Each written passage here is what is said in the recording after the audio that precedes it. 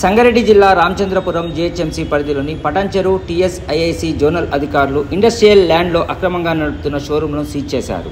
రామచంద్రపురం పరిశ్రమల స్థలాల్లో వ్యాపార సంస్థలు ఏర్పాటు చేస్తే కఠిన చర్యలు తీసుకుంటామని టీఎస్ఐఐసిసి జోనల్ మేనేజర్ అనురాధ హెచ్చరించారు. పరిశ్రమల స్థానంలో నిర్మాణిస్తున్న నిర్మాణాలను అడ్డుకున్నారు. గతంలో చేసిన నిర్మాణాలన్నిటికీ సీల్ వేశారు. అనంతరం ఆమె మాట్లాడుతూ పారిశ్రామిక వాడల్లో ఎన్నో సబ్సిడీలతో పరిశ్రమలకు అనుమతులిస్తామన్నారు. ఇలాంటి అవకాశాలను దుర్వినియోగం చేస్తూ వ్యాపార సంస్థ నిర్మాణం చట్ట వ్యతిరేకమైన పని అన్నారు. పరిశ్రమలకు ఇచ్చిన అనుమతితో పరిశ్రమలు మాత్రమే నిర్మాణం చేయాలన్నారు. అలా కాకుండా వ్యాపార సంస్థలు నిర్మాణం చేయొద్దన్నారు. పారిశ్రామిక వాడల్లో ఇలాంటి వాటిని గుర్తించి తగిన చర్యలు తీసుకుంటామని వారు హెచ్చరించారు.